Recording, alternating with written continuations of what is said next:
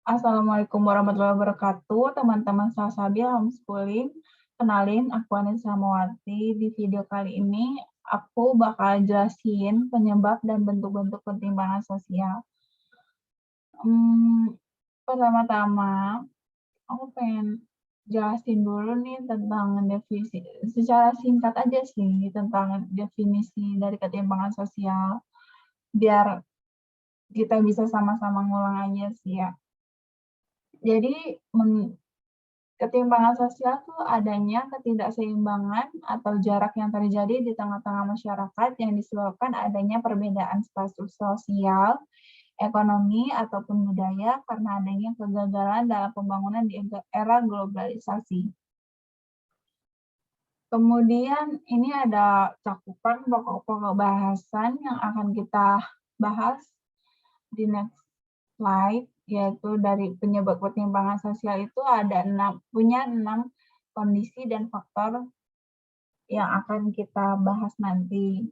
Dan kemudian dilanjut dengan bentuk-bentuk ketimpangan sosial. Langsung aja nih kita masuk ke penyebab ketimpangan sosial. Yang pertama itu ada kondisi demografis. Dan dalam Ensiklopedia Nasional Indonesia, demografi merupakan ilmu yang mempelajari masalah kependudukan dan faktor-faktor yang mempengaruhinya. Kondisi demografis setiap masyarakat itu memiliki perbedaan masing-masing ya. Letak perbedaannya itu bisa dilihat dari beberapa hal seperti berikut. Yang pertama itu ada jumlah penduduk, di mana jumlah penduduk yang besar tidak sebanding dengan fasilitas yang ada. Misalnya adanya lapangan pekerjaan, pelayanan umum yang menyebabkan banyak masyarakat yang memiliki tingkat kesejahteraan yang kurang. Yang kedua ada komposisi penduduk berdasarkan usia dan jenis kelamin. Misalnya itu di suatu daerah yang memiliki penduduk dengan rata-rata umur 35 tahun ke atas, dan di daerah tersebut kita dapat simpulkan untuk kedepannya akan memiliki angka kelahiran yang rendah dan angka kematian yang tinggi. Hal ini mempengaruhi pertumbuhan penduduk tersebut. Adanya ketidakseimbangan tersebut dapat mempengaruhi keadaan sosial ekonomi. Yang ketiga itu ada persebaran penduduk, yaitu bentuk penyebaran penduduk di suatu wilayah atau daerah. Adanya persebaran penduduk yang tidak merata menimbulkan pembangunan yang hanya terpusat pada satu daerah saja. Hal ini yang nantinya akan menimbulkan kemiskinan bagi penduduk yang tidak dapat bersaing dengan perkembangan pembangunan daerah. Maka nantinya akan muncullah kesenjangan. Kepadatan penduduk menjadi aspek penyebab ketimpangan sosial yang menjadikan ketidaksetaraan dalam mengakses sumber daya kehidupan dan menimbulkan kemiskinan. Selanjutnya kita akan masuk ke kondisi pendidikan. Pada umumnya, anak-anak pusat perkotaan akan memiliki keunggulan ketersediaan bahan penunjang materi ajar, ketersediaan tenaga ajar yang memadai, serta berbagai fasilitas pendidikan yang lain yang maksimal. Namun biasanya kendala mereka justru terbentur pada mentalitas anak didik yang kurang dapat memanfaatkan fasilitas yang ada. Dan pendidikan justru tidak jarang sering terkalahkan dengan berbagai hiburan kota yang mengganggu fokus anak didik tersebut. Sedangkan saat kita menilik pada kehidupan daerah yang umumnya pinggiran, tentu saja materi ajar kerja, guru pengajar, dan fasilitas pendidik yang umumnya terbelakangkan. Namun kita dapat menjumpai semangat anak didik yang begitu menyala demi mendapat pendidikan di sekolah-sekolah dan mereka tidak menghiraukan betapa sulitnya kemungkinan medan dan seberapa jauh pun jarak yang mesti mereka tempuh demi dapat menuntut ilmu di sekolah dan bertemu dengan kawan serta guru untuk dapat belajar bersama demi harapan masa depan yang semakin gemilang. Artinya, dari yang aku baca tadi, perempuan dan laki-laki memiliki hak yang sama. dalam memperoleh pendidikan. Misalnya, anak-anak di desa memiliki semangat belajar yang tinggi meskipun dengan fasilitas terbatas, berbeda dengan sebagian remaja yang berada di kota.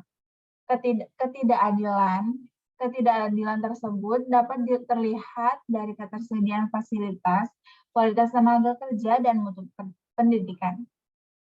Selanjutnya, ini ada masuk ke kondisi kesehatan.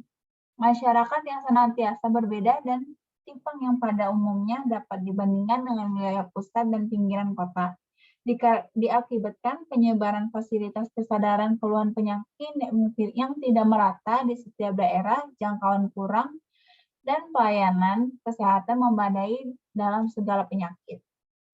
Seperti wilayah pusat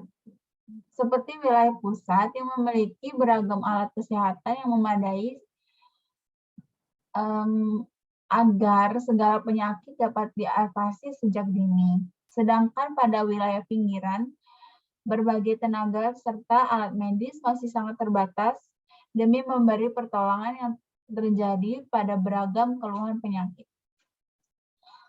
Materi selanjutnya itu kita akan langsung masuk ke kondisi ekonomi, yaitu ketimpangan ini timbul akibat tidak meratanya penyebaran kondisi ekonomi.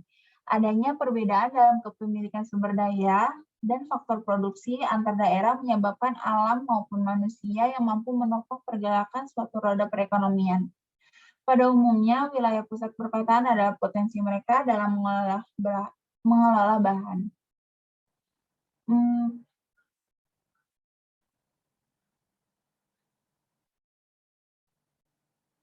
Dikarenakan potensi mereka dalam mengelola bahan yang akan lebih besar ketimbang dengan apa yang diusahakan oleh para penduduk dari wilayah pinggiran, tentunya hal ini juga tidak lepas dari kepemilikan modal dan latar belakang pendidikan.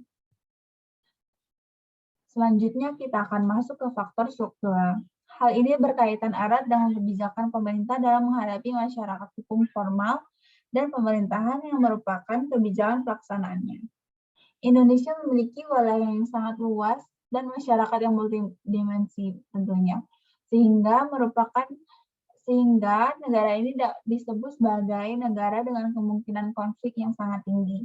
Untuk itu, penyelenggaraan negara harus mampu berperan sebagai yang pertama yaitu dinamisator, yaitu pemerintah yang berkewajiban menunjukkan simpati para penyelenggara negara terhadap masyarakat, demikian pula sebaliknya. Yang kedua yaitu ada mediator, harus mampu menjadi media dan penengah dalam menyelesaikan masalah di masyarakat dan memiliki wawasan kebangsaan yang kuat. Ketiga ada katalisator, yaitu harus mampu mengatur dan mengendalikan permasalahan yang muncul dari kebijakan yang dikeluarkan. Materi selanjutnya yaitu ada faktor kultural, yaitu berkaitan dengan cara dan karakter masyarakat dalam menjalankan kehidupannya. Misalnya, malas atau rajin, keras kepala atau mudah menyerah, hal ini berkaitan dengan nilai-nilai sosial. Misalnya, seperti orang yang tidak percaya bahwa budaya berhemat dan menabung itu sangat penting untuk kehidupan. Budaya birokrasi penyelenggara negara juga dapat menyebabkan ketimpangan, yaitu contoh saja seperti perilaku sewenang-wenangnya terhadap rakyat. Selanjutnya ini kita masuk lagi ke materi kedua kita, yaitu bentuk-bentuk ketimpangan sosial. Ketimpangan pada hakikatnya terjadi akibat adanya ketidakseimbangan atau ketidakadilan yang terjadi pada masyarakat dalam mengakses sumber daya untuk kehidupan. Menurut Adrino Chaniago, terdapat 6 ketimpangan yang terjadi, yaitu sebagai berikut. Yang pertama itu ada ketimpangan desa dan kota, yaitu ditandai dengan adanya arus urbanisasi seperti yaitu perpindahan penduduk dari desa ke kota yang mengakibatkan tingkat kesejahteraan di desa menurun karena menimbulkan pemukiman yang kumuh, kriminalitas, serta pengangguran di perkotaan. Yang kedua itu ada kesenjangan pembangunan di diri manusia Indonesia, di mana ada orang yang memiliki kesempatan untuk mengembangkan diri dan ada yang tidak. Ketiga itu ada ketimpangan antar golongan sosial ekonomi yang diperlihatkan dengan semakin meningkatnya kesenjangan ekonomi antar golongan-golongan dalam masyarakat. Kesenjangan ekonomi ini disebabkan oleh beberapa faktor. Yang pertama adalah yaitu menurunnya pendapatan per kapita akibat pertumbuhan penduduk yang relatif tinggi tanpa diiringi dengan peningkatan produktivitas. B yaitu ketidakmerataan hasil pembangunan antar daerah. C rendahnya mobilitas sosial akibat sikap mental tradisional yang kurang menyukai persaingan dan kurang usaha. D hancurnya industri kerajinan rakyat akibat monopoli pengusaha bermodal besar. Kemudian kita lanjut ke ketimpangan keempat, yaitu ketimpangan penyebaran aset di kalangan swasta dengan ciri sebagian besar kepemilikan aset di Indonesia terkonsentrasi pada skala yang besar. Yang kelima itu ada ketimpangan antar sektor ekonomi dengan ciri sebagian sektor misalnya seperti properti yang mendapatkan tempat yang istimewa. Yang keenam itu ada ketimpangan antar wilayah di subwilayah dan subwilayah dengan ciri konsentrasi ekonomi yang terpusatkan pada wilayah perkotaan, terutama di daerah ibu kota, sehingga daerah harus mendapatkan konsentrasi ekonomi yang sangat kecil. Sekian ya teman-teman dari pembahasan yang aku kasih. Mohon maaf kalau ada salah kata atau perkataan aku yang menyinggung. Terima kasih sudah mendengarkan dan semangat untuk pelajaran berikutnya. Sampai jumpa di lain kesempatan ya. Terima kasih. Wassalamualaikum warahmatullahi wabarakatuh.